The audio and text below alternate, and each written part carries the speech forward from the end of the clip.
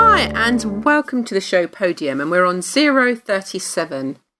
And this week we're joined by Jamie Smart, and he is Sunday Times best-selling author, speaker and executive coach. He presents regularly at major conferences worldwide, sharing the principles behind clarity with individuals and businesses and showing them how to create the results that matter to them. He's passionate about working with coaches, consultants and other transformation professionals to help them have a big impact with their clients and grow thriving practices. His books include Clarity, Clear Mind, Better Performance, Bigger Results, The Little Book of Clarity, and his latest book, Results, Think Less, Achieve More. You can find more about Jamie at www.jamiesmart.com and on Facebook, Twitter, Instagram and Snapchat at jamiesmart.com. So we're just going to go straight over and join the conversation, a previous recording, and I really hope that you enjoy it. Well, I've got something else that might be relevant. So it might be a bit woo-woo as well. But the other thing that occurs to me is that I've done a couple of coaching sessions with people today, actually. And it was very clear to me that for both these people, the reason they weren't aware of that sense of resilience and the reason they were overlooking that intelligence and that insight, that source of insight and wisdom, was they were confused about who they really were. And they were thinking of, when they thought of themselves, they were thinking about their body and their personality and their ideas about themselves and their stories about themselves. I said, "Oh, that's not what I'm talking about. That's, you're it's not what I'm talking about. I'm talking about your essence, your being, your nature." And I said, "Who you really are is the source of every extraordinary performance that you've ever delivered, and who you really are is the source of every beautiful feeling you've ever experienced, and who you really are is the source of every insight and realization you've ever been touched by." I said, "Who you really are can't ever be hurt or damaged by anything in this world. Can't be helped by anything in this world either. It's like it's in a different domain." And so it's funny. There's a quote that's doing the rounds at the moment. Something I said the other day. I said the issue isn't that people sometimes feel badly. The issue is that they believe that means there's something wrong. There's something wrong with them. What I said to these folks is, there's nothing wrong with you. You're absolutely fine. Even when you feel badly, there's nothing wrong with you. You're absolutely okay. You're absolutely fine. You work perfectly. That's the thing. When we're at our worst, we tend to think there's something wrong. There's something wrong with us, or there's something wrong with what we can do, or something wrong with our experience. There's nothing wrong at all. You work perfectly.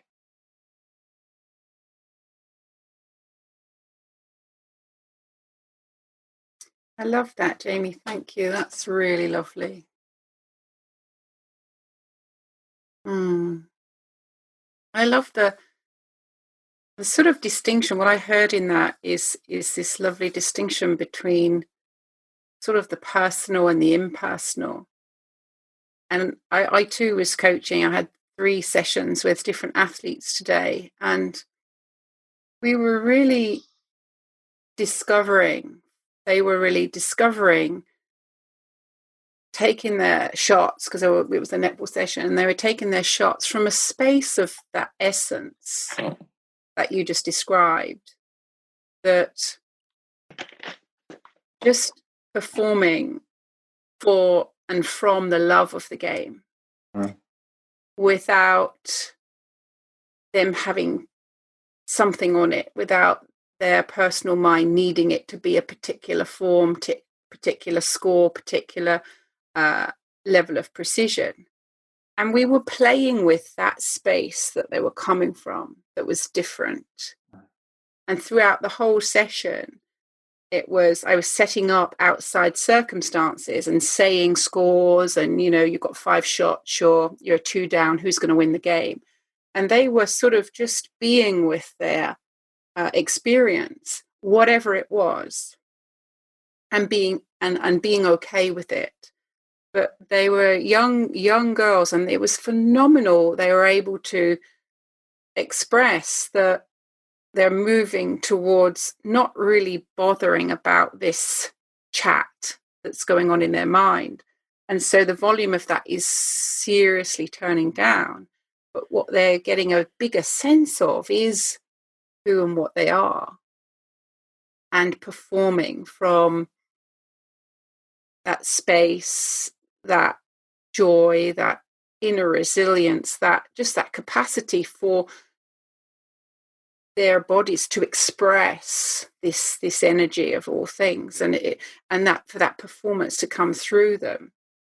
And it was really lovely to see, and that's what just reminded me, what you just said there, is to see kind of that difference between the personal and the impersonal, yet it's all the same. Actually, it's all part of this system, the way it works for us as human beings. So I wonder, one of the things that comes up in performance kind of arenas and conversations is working towards targets, having those goals, why, really persevering towards them, really being on it, determined, and all of that,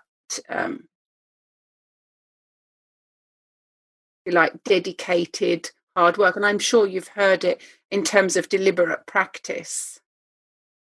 So can you speak to that in terms of what it is we're pointing to here in this conversation, Jamie? Well, I mean, to me, like dedication and perseverance and commitment and hard work, they seem like they can be really valuable sometimes. Yeah. In terms of goals and targets and that sort of thing, they look just like practical matters to me. Like if I think of something like a game of netball, for instance, well, the score is how you measure who's won the game and that sort of thing. And so that's what it's for. But it's a practical matter. If I